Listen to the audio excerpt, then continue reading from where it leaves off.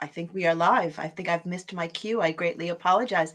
Hello, and welcome to the API Chronicles Unlocking the Future, a live celebration of APIs hosted by Marketa. I'm Liz Lumley. I'll be your host for this afternoon. I am the technology and transaction banking editor at The Banker magazine. And so today we're going to be exploring how APIs are empowering innovators to build sustainable banking products, services, and experiences that meet the needs of today's environmentally conscious society. So this is a very timely topic, and it'll be a great discussion that we'll have today. So we have a wonderful panel. We have representatives from Mastercard, Doconomy, Flowe, and Ekko. We are also, as you know, live, so we'll be taking questions from the audience. Please put them in the comment section, and I will be checking periodically to see if there are some interesting and provocative comments and questions.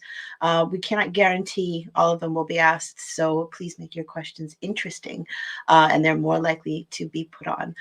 Before I bring our panel on and ask them to introduce themselves, I have to apologize to all of you in this age of a global pandemic we're all living through. I seem to have been felled by the common head cold this week. So I do apologize if I cough or have to blow my nose a few times. I will try and mute to save you from things that aren't as interesting as APIs and sustainable innovation. So wonderful. So why don't I bring our panel on and have them introduce ourselves. I'll start with who's in my upper left-hand corner, the Messias. Sorry about that. If you could start, and then if everyone can sort of introduce themselves to our audience. Sure. Thank you, Liz, and thank you for being here. Hope you feel much better soon. I just came out of what I think you're having, and I know how strainful it can be. So best of wishes for that. My name is Mattias Wikström. I'm the CEO and co-founder of Doconomy, working to provide everyday climate action to educate the many around their environmental impact and help them engage as well as reduce around it. Wonderful. Josh? Hi there. Good afternoon, good morning, good evening, depending on where you are around the world. My name is Josh Burl. I'm a director of business development for Mastercard, mainly focusing on public sector and government engagement, but I'm also very active within our Priceless Planet Coalition campaign, which is Mastercard's mainline take on sustainability within the payments industry. And I'm happy to elaborate on elements of that as our conversation develops this afternoon. Excellent. Ivan? So quoting Josh, good something to everyone. I'm Ivan Mazzoleni, the cultural energy orchestrator at Flowe.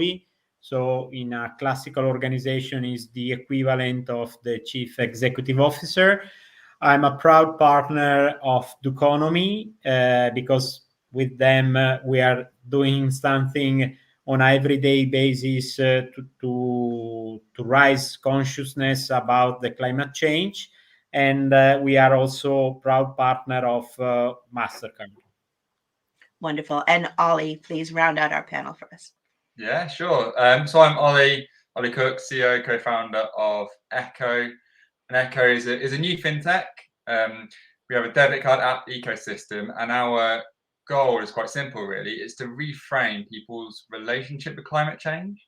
So for the 30 million plus of us in the UK who care about climate change and want to do more, but find it a bit complex, intimidating, scary, we're here to change that and make it effortless to understand your impact, make it effortless to make a tangible difference multiple times a day, and feel good about doing that. So positive reinforcement for change alongside education. And we're partners with Doconomy, we're partners with Mastercard. So yeah, lots of brilliant connections here.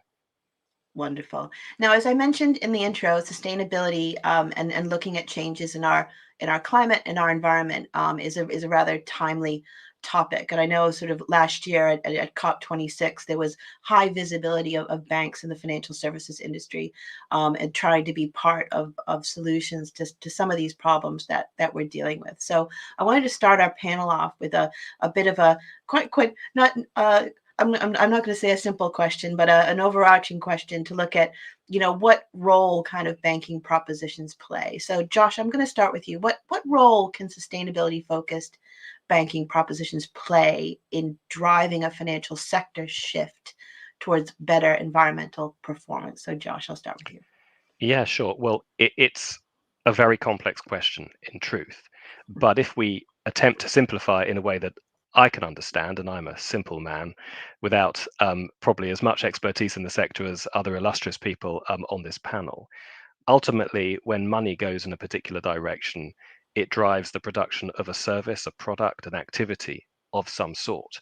And I think what we are gaining a greater consciousness of now, and certainly COP26 is helping, is the extent to which those activities bring with them a carbon footprint or a carbon cost of some sort. And that in turn, therefore, is focusing people on what you can do either to change those choices or in some way compensate for them.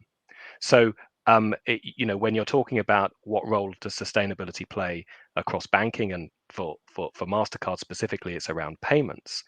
I think it's about ensuring that there is an awareness of that reality, and that plays a role in terms of the climate discussion that we're all finding increasingly difficult to avoid, which is, I think, a very, very good thing. And B, it drives choices, individual choices, corporate choices, maybe societal choices as well, which we hope will be made on a more sound basis for the preservation of our planet in future than I guess we can demonstrate has been the case over the past few decades. Interesting, really interesting. So, Ollie, I'm gonna give you I'm gonna give everyone on the panel the same opening question. How are you seeing propositions play to driving environmental performance? So, Ollie, I'll go to you. Yeah, I'd just build on Josh's really. Financial services are in the fabric of society, so everything we do comes through financial services. Whether you're going to work and you're tapping your card to get on the tube, or whether you're buying your food or going on holiday, whatever it is. Generally, financial services are a big part of it, which means we have the opportunity of helping people across all of those journeys, whether it's the consumer, whether it's the business, whether it's the actual mechanism that allows that payment to happen, that transaction to happen. We can be there and make a difference. So it almost feels like this is the right place for us to be in terms of financial services. We should be focusing on this area. Mm-hmm. I think from a consumer perspective, you think about your bank account, your credit card, debit card, whatever it may be that you use it multiple times a day. The bank nudges you when you use it multiple times a day. You log onto your app multiple times a week, if not multiple times a day. The interaction that financial services have with the consumer is constant. And therefore, we've got a brilliant opportunity to do something about it and bring education up at that moment. So I think financial services has a really incredible opportunity here to do something and make a difference. And people really want it, right? We're not struggling to get consumers' intent like other businesses and other innovations. We need to teach you about why this is important. You don't need banks to tell you why climate change is important, but we can help you in your own journey. I think that's really exciting. I really liked when you said it feels like the right place to be for the financial services industry. So I'm sure we'll explore that more. So Ivan, I'll go over to you to get your thoughts. So I strongly agree with both Josh and Holly. Basically, the economy is the most powerful, innovative, and changing force in any kind of society, in any kind of human activity. So I think that the role of every single financial player is to not only just raise awareness and consciousness, but to help people in changing on a daily basis, no matter which is the very small action activity, but changing it on a daily basis. Because in our case, we are considering purchase activity, and a daily purchase activity leads like a sort of vote. You can vote left or right, black and white. If we are able to help people to be conscious about the fact that when they choose a specific product or services, it's not just a matter of having a certain kind of value in exchange or saving money, but they are voting for something. And this is a very important and crucial role, because if the people are going to take their rights, they have the force to reorient the overall economy. That's basically my point of view. Interesting. Looking at that overall reorientation of the economy, I look forward to it. So I've noticed, Matthias, that you've been like nodding vigorously all through this opening section. So I really want to hear your thoughts. Well, to tell you the truth, I'm almost in tears, really, because I think it's such an amazing thing to hear all these guys that we're working with and trying to support, and that they are at the very front of get shit done. I think both Ivan and Ollie and Josh also providing them with these opportunities. It's music to my ears. This is what we're working for. This is what we hope to see, and I think that is. I'm very happy, and I think that it's also a testament to that we can leave the why now. We don't have to discuss the why anymore. We need to address the how, and I think both Ekko and Flowe are doing a brilliant job. And it's like it's always every transition needs a good example or several good examples, and we are in conversations in the academia around how do we substantiate these behavioral changes with research, and we're happy to see the support of Flowe working with us with Stockholm School of Economics and their researcher on sustainable consumption, which is another way to also step up to responsibilities, which is also an important part in this, because I think what we do when using the financial services system is really that we take something that is known to be very precise and known to be very trusted and known to be very efficient. And we take this trust and this efficiency and this precision and we repurpose it to cater to the fragilities of the ecosystem instead of driving just wealth. And I think coming back to what Ivan just said, I think that's exactly what this comes down to, redefining, repurposing, making use of what is already in place, using current systems that are already efficient, where there is lots of talent residing in organizations like that. And I think we see that, especially with Mastercard also working with these two guys and with us, being at the very core of consumption, being at the very, very touch point, where we can poke negative change in the eye and say there is an alternative. And I think just that very specific thing is that consumers has not really been able to live their values because there hasn't been services like this around to such a great extent.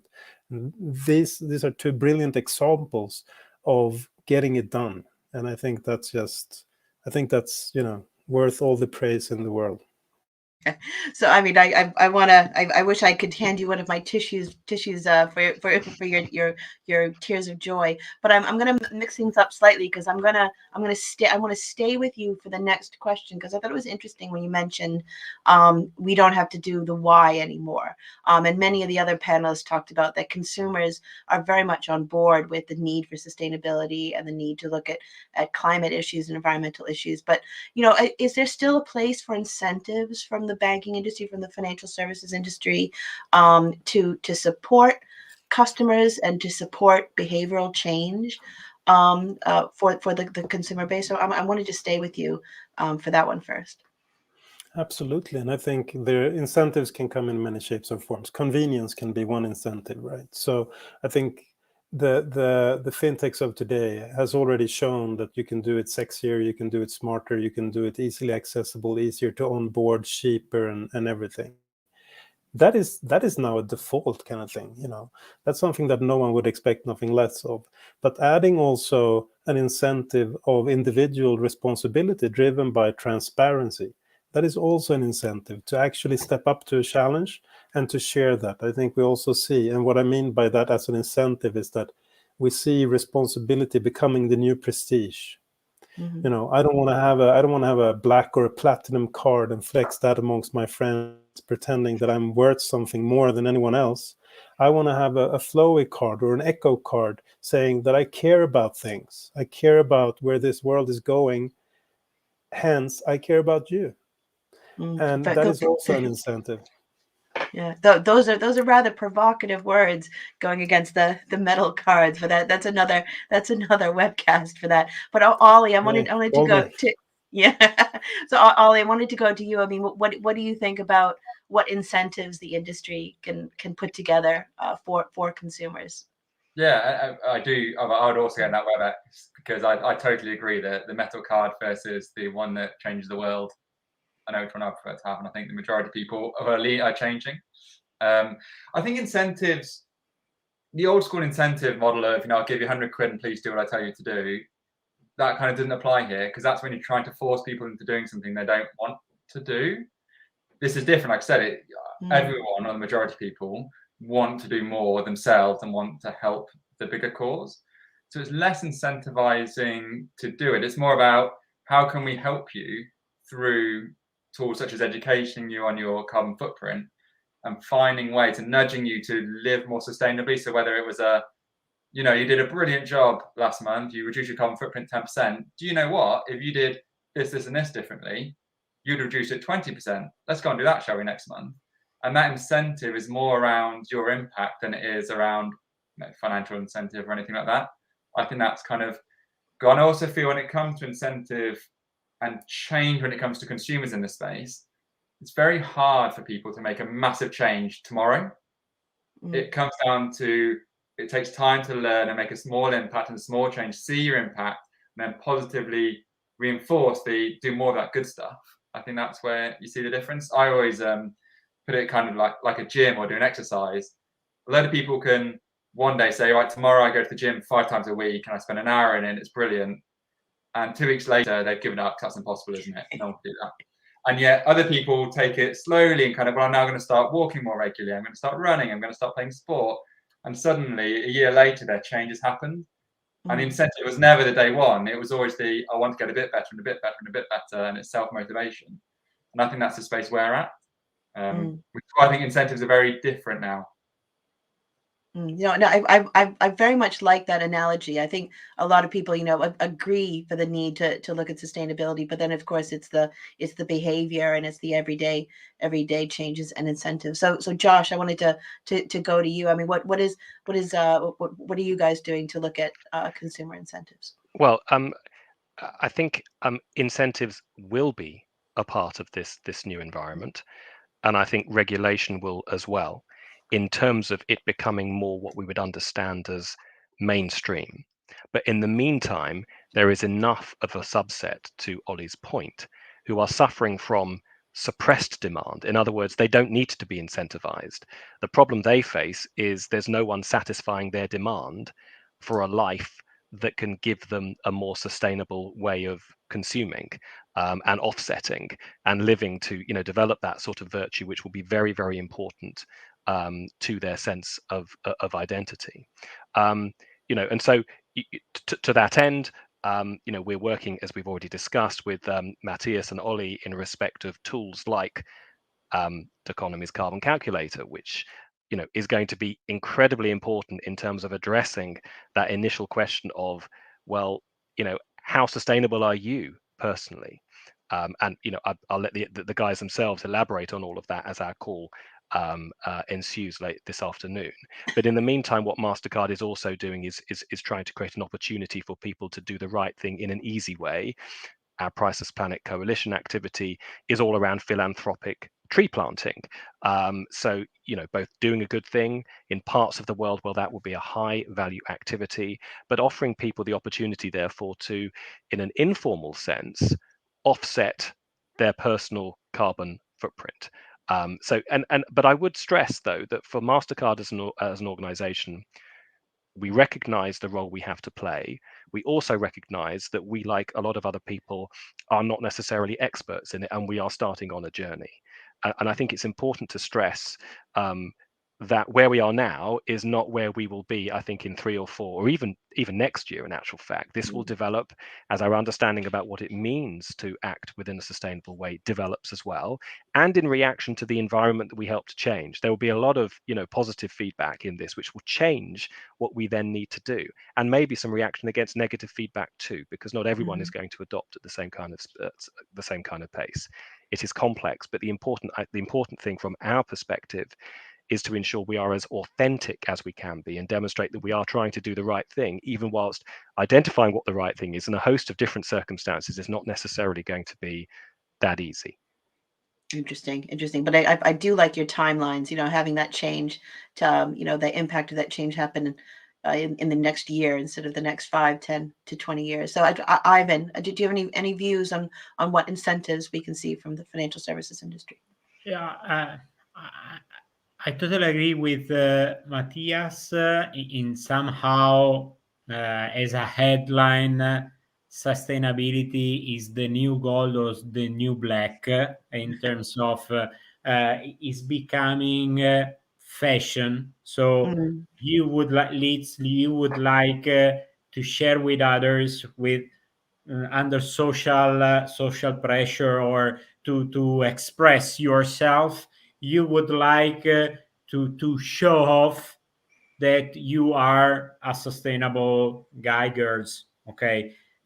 And also Josh said that and Holly too, that there is a market currently there's a market already there, underserved. So first of all, we need to work to craft easy solution for this kind of audience. In the long journey, my personal dream is to have some sort of pricing model from interest to any kind of others way to price something, parametric or modular with your sustainable behavior. So basically you could access to mortgage or some sort of loans and other interest that they can be lower if leads as delivered as really concrete sustainable behaviors. That's my personal dream. Currently, I can see that we are quite far away from it. So, I mean, the discussion we're having today is not only about sustainability, but it's about APIs. And so, I wanted to really look at what role APIs are having in sort of enabling the ability to deliver some of these sustainable financial propositions. So, Ivan, I'm going to stay with you on that. What role are APIs having? I'm just smiling because before preaching as a founder, Flowe and Banca Mediolanum Group, I spent more than 10 years at Microsoft. So everything in the economy is going to be digitized. Everything, every company will become in somehow as a sort of technological platform.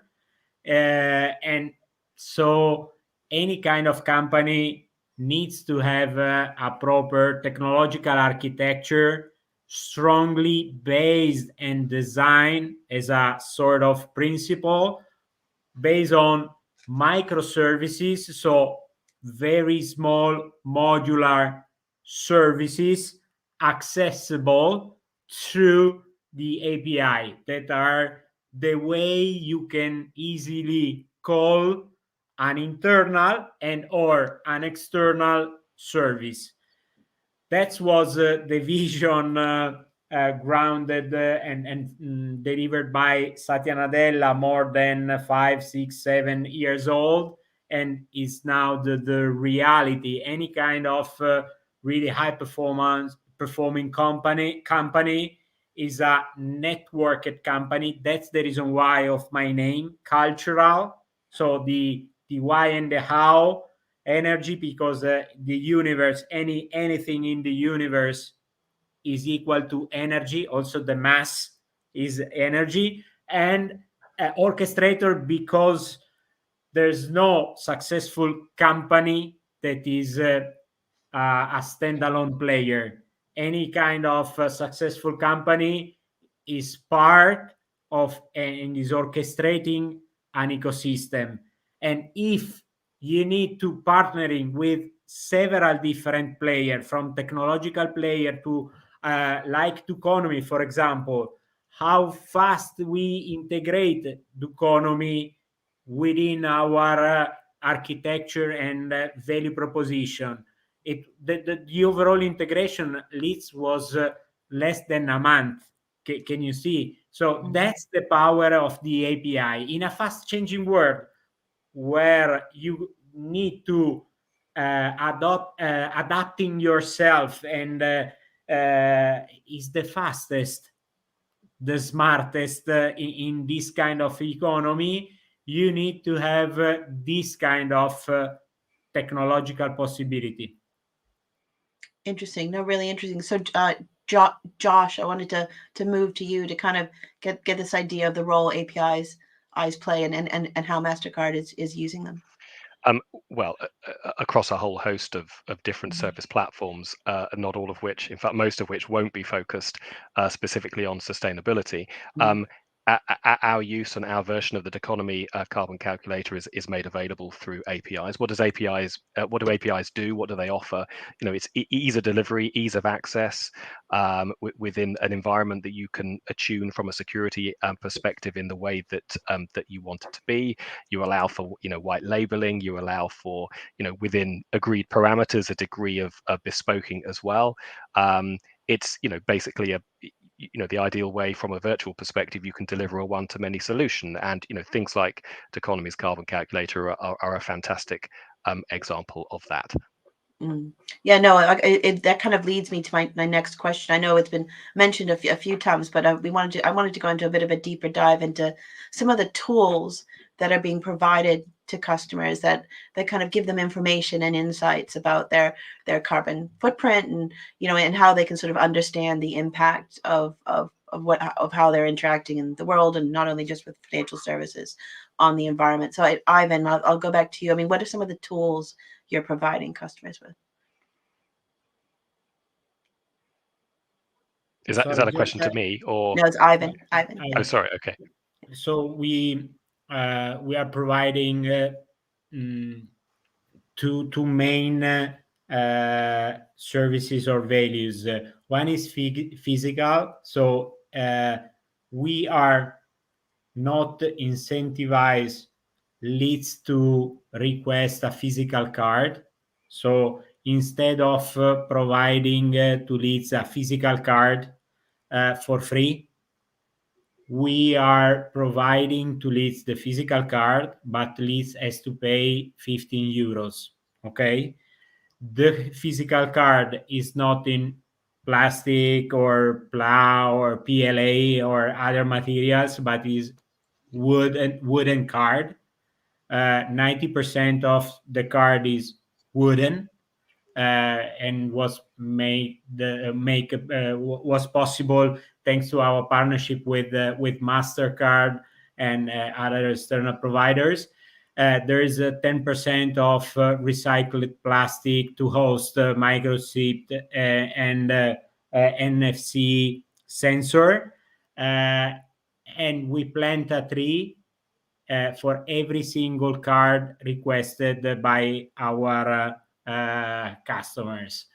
This is the physical one, because through the wood we would like to create the tactical sensation and the bond with the nature. In parallel, thanks to Doconomy, we are providing to our customer the CO2 calculator. So the algorithm provided by Doconomy. So we are able to translate euros that leads is spending into CO2. and for the services, the subscription friend is a subscription model. If Liz subscribe the friend version, Liz could obtain also, to simplify, the automatic compensation of the CO2 produced by Liz, partnering with an Italian startup, Zero CO2, specialized in planting trees, and especially in the Amazon area. So I hope you can indulge me. I had a bit of a follow-up question about the wooden card. How resilient is it? I mean, would it survive going through the washing machine in the back of a pair of jeans? I'm just curious to know. Good point. So first of all, it's coming from a certified forest. So FSC is certified, is a cherry plant, and is it's resistant if you don't put it into the water. Otherwise, due to the fact that it's wood, is sensible to the water effects. So that's is really natural. Excellent. Thank you so much. Thank you for indulging me. So I wanted to continue on with this question about providing customers with tools. So Ollie, I'll go to you to learn more about some of the tools and information and insights. Yeah, similar in some ways. I guess so. If you use our debit card, if you choose a debit card, we have a bright. Ours isn't. Where's the camera? Ours isn't wood. Ours is made of recycled plastic. A lot of our proposition is around recycling, reusing stuff that's already out there. That's quite important to us. And we want people to feel, very positive when you get that card out. It's out there, it's in your face. Every time you tap the card, we'll instantly give you a nudge, which tells you carbon footprint, thanks to the work Doconomy are doing. So a customer instantly knows what they're doing, what their transaction is. As they use their card, and as lots of people on this or listening will know, we earn what's called interchange every time a card's used. And we are taking that interchange and using that for the customer to plant their trees and save plastic bottles from entering the ocean. So as you tap as a customer, you get to see your impact in terms of your carbon footprint, but you're also planting trees and you're also saving plastic bottles, and you can monitor your own forest and your own bottle count in our app. And the idea there is that we're using the tool of information, and you can make a tangible, which is an important word, tangible impact on the world just by small changes every day. Those tools start to change behavior. And then what we're working on now is really understanding the way you behave, understanding the way you transact, and then using behavioral theories to figure out ways of altering your behavior to make you live more sustainably and make more sustainable choices. So we can use the incentives, we've got the tools in terms of the bottles, the carbon footprint, the trees, and also just your intent to do better to help you kind of do more things. So they're the tools that we've got in our toolbox, and we'll continue to add them as we grow over time. And if I can just say, Liz, I think that particular development is just so key in terms of the social media models that we've all just become very used to over the past 5 years, the way in which we all every day perpetuate a kind of sort of walled garden for our own choices through things like whether it be TikTok, Twitter, YouTube, etc. I mean, Ollie will create that for those who inhabit, as it were, the world of Ekko, which will then reinforce and reward good behaviors, and I think deliver a sense of ease in the same way that my 13-year-old daughter is completely at ease with all of the tools that are at her fingertips when it comes to things like TikTok and Instagram. I think it will be really fascinating, Ollie, to see how you'll be able to reflect on behaviors and the way behaviors change when you're able to mobilize that capability. Yeah, and giving people information, and that's, does that change behavior? How do we change behavior? That's really interesting for us. We want to get to a point where you just being with Ekko, because of the tools, the information, the education we can give you, your carbon footprint reduces 25% just because you've been with Ekko, and that's actually really powerful.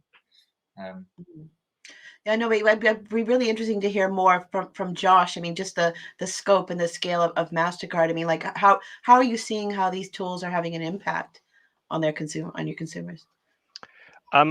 Well, I would say at the moment, to be honest, we're at the beginning of this process, and so I would be lying if I could say that we have been able to identify specific behavioral changes beyond the fact that we sit at the heart of a huge network where, both issuers and innovators like Matthias at Doconomy and issuers within the retail space like Ekko are demanding these because they see it, these kinds of tools, because they see what they can deliver as responding to a very distinct and urgently growing niche, which is going to become more and more important, both in terms of the extent to which we might be at the early adopters phase of this and it will go mass market, but also because, let's face it, regulations will make some of the behaviors that we've enjoyed, particularly in the retail space, less viable over time.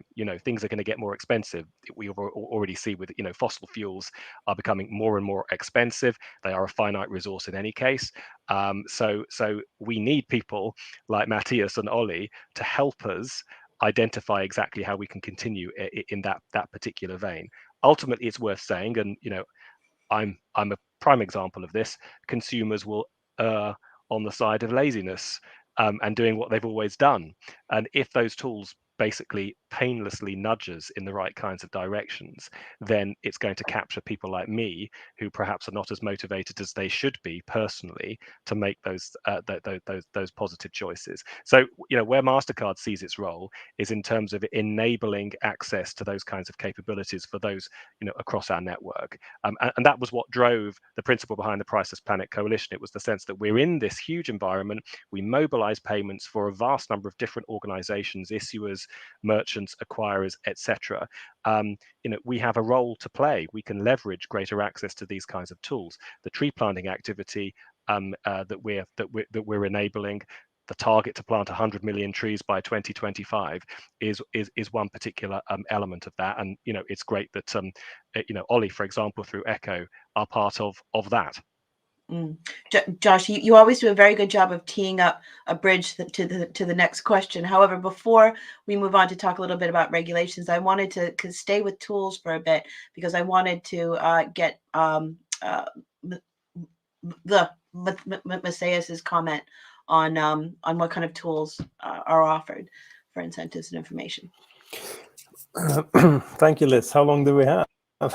I could go on forever around we this. have 23 minutes. Yeah. No, so Doconomy, we provide three basic services today. We calculate we make every transaction count, as Ivan and Ollie has pointed out, and Josh as well, empowering all of these propositions around providing a carbon footprint with your transaction to better understand that every action has a reaction kind of thing and make that measurable. In addition, we also calculate the carbon footprint on product level, helping brands to label their products so that people can be better educated around what choices that they make and what impact that has. And to put that in context, we also developed, together with the United Nations Climate Change, a carbon lifestyle calculator, so that you can, as provided as an API actually, so that any organization in the world can provide their clients, their users, their members, or their guests with the ability to calculate an overall assessment of your lifestyle choices effect on your overall carbon footprint. And that is live on global level, is now being used in 117 countries. So that is something that puts all of these numbers into context, because that also makes a lot of sense. And we see that behavioral change is, that's our end game. We need to change the behavior, but it's not as much about what kind of behavior exclusion that we need to see, more the individual inclusion that we need to see. And that's why I think the Priceless Planet Coalition is such a great example, because now it's planting trees and it's a good starting point, right? And it's empowering a lot of partners to provide carbon emissions equivalent calculations per transaction. So that's a very bold and a very large step forward. But it's also about the inclusion of people, and including people in understanding how to drive the change of their behavior, how to trigger, as Ole was saying, that whenever time you tap your card, you get an instant notification, or even in the material of the card, of course. But the triggering in every day, getting people to understand their impact and to hook them to do it again, or to incentivize them through lower interest rates or mortgages in regard of green housing and stuff like that is also extremely important. And do we see any change? And to George's point, this is early stage. Together with some of our partners, we work with academia, as I mentioned earlier, but academia has already done some jobs on this. So University of Copenhagen have research showing that if you're an eco non-conscious consumer, you don't care about the environment, you want to go on, you want to do your thing, who cares?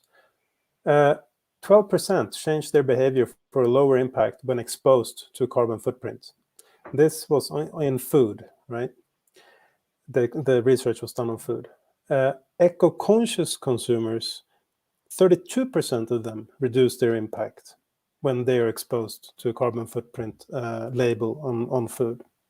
Now, financial services have a 1 in 5 ratio in behavioral change capacity in regard to food. Something we put into our system obviously has direct impact. Coming back to the gym example that Ole referred to earlier, financial services is more of a at a distance kind of thing.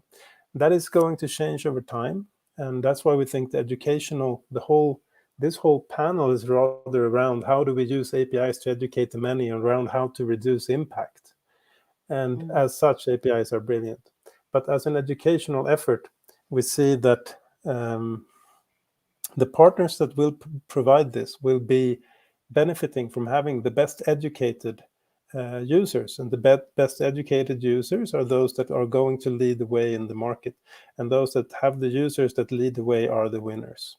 So there is money to be made here. Let's not pretend it's all about goodwill. It's also about having a strong commercial proposition. And when a strong commercial proposition is about, if you choose me, I will make money. And the reason for you choosing me is that you're helping me saving the world. Then the world will be saved in no time.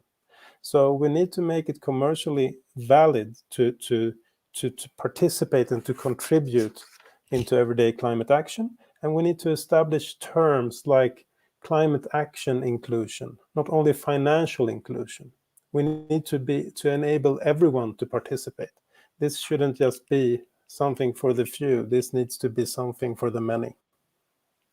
So I'm going to stay with you for the next question, which is a little bit about greenwashing. I mean, a number of you have mentioned the word authenticity, and that also that being sustainable and caring about the environment is very fashionable right now, and that does lead itself to what some critics have called companies greenwashing and just sort of paying lip service to a lot of these sustainability issues, and regulators are kind of paying attention to this. So I'm staying with you for the comment for this next question. What advice can you give our audience about being transparent and being authentic about these issues? Out of a buyer perspective, I would say it comes down to basic fundamental financial analysis. Follow the money. And I think it's to such an extent that coming out of COP26, we're now getting we're so tired of claims that it's now a subset of greenwashing is called claims washing. And that's because there are so many companies putting a flag in the ground and then walking away from it. So it's very important to follow up. Are they just talking or are they walking? So do business with the ones that walk the talk. In regard of if this is a question out of a provider perspective or a seller perspective, I think it is all about having a claim. So this might sound a little bit bizarre, but you need to put the flag down in order to lead the way.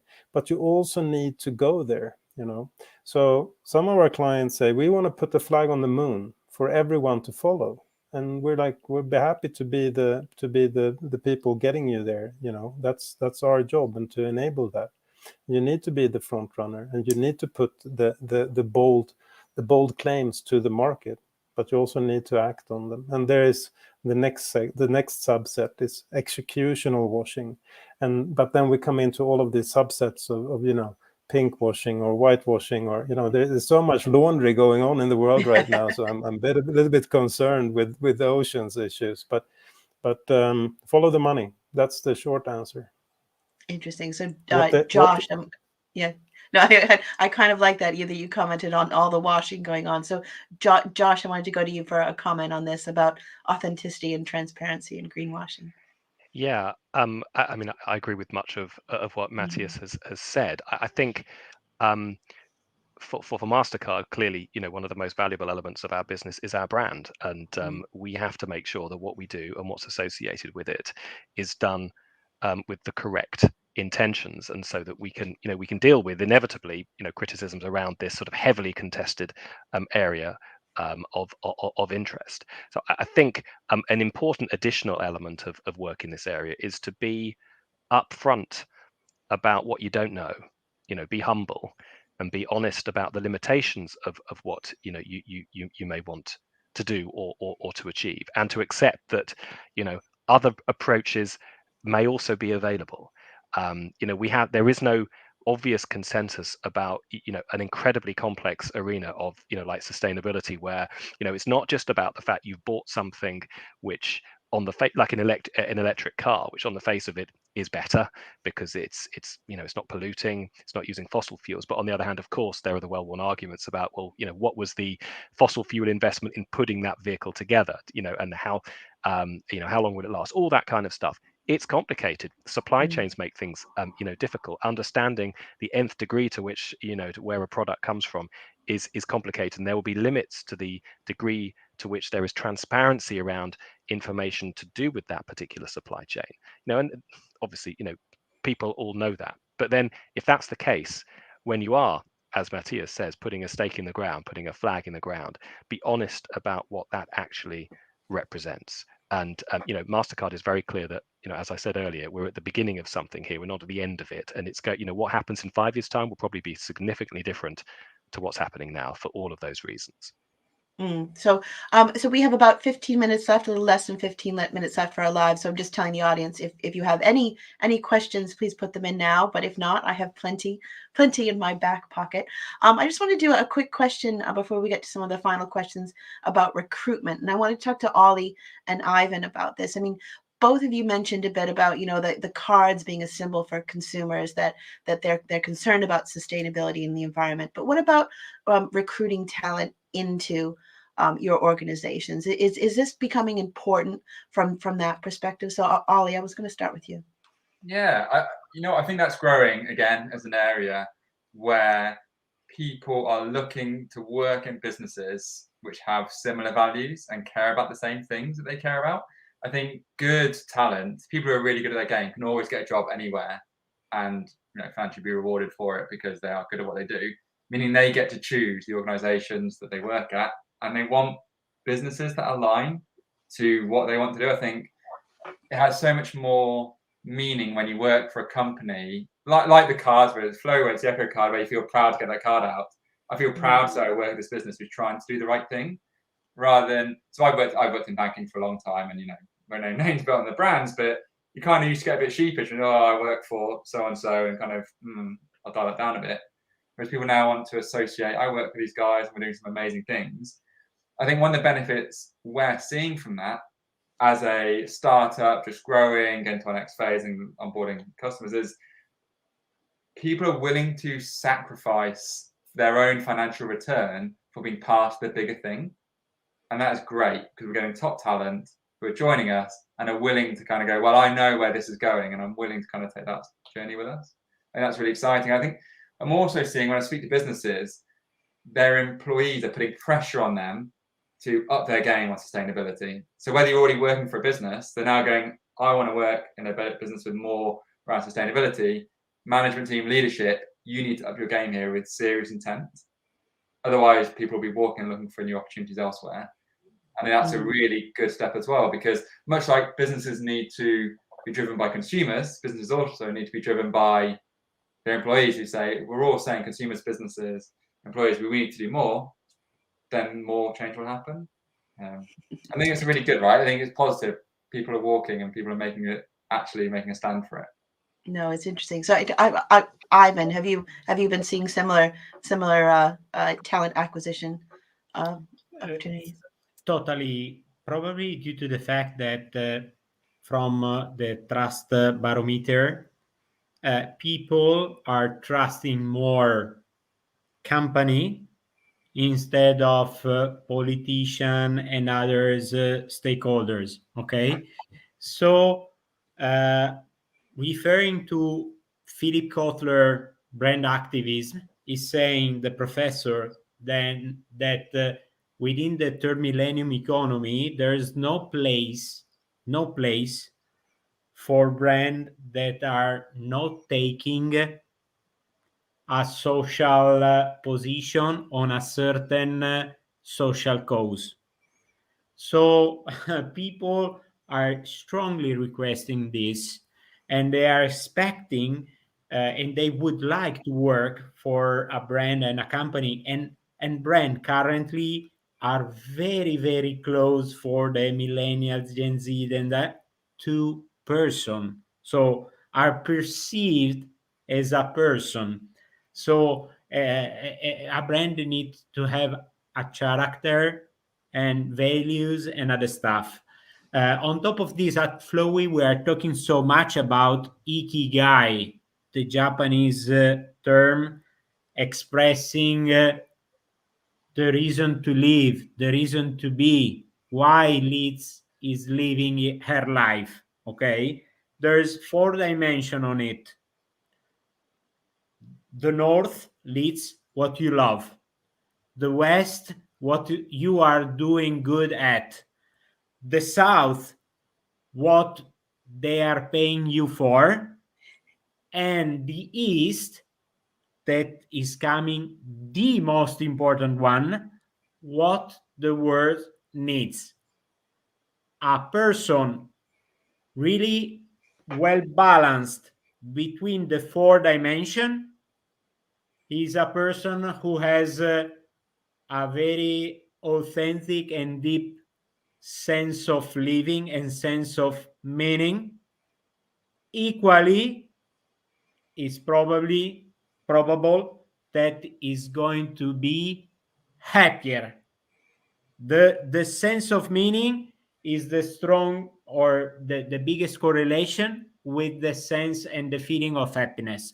That's the reason why a company should not ignore this kind of sense of purpose coming from their employees and people living their lives. Excellent. This has been a very uplifting panel, I have to say. It's been very, very much full of hope. So I had a final question for all of you. So we're going to go down the line, and I'll start with Josh. I know you've mentioned years a few times in what you've been talking about, but you know, we've been environmental issues and sustainability has been on the up over recent years, and some people can consider it fashionable right at the moment. But I mean, how do you think these sustainability goals will impact our sector and the products that are delivered over the next 5 years? So Josh, I'm going to start with you for our final comment.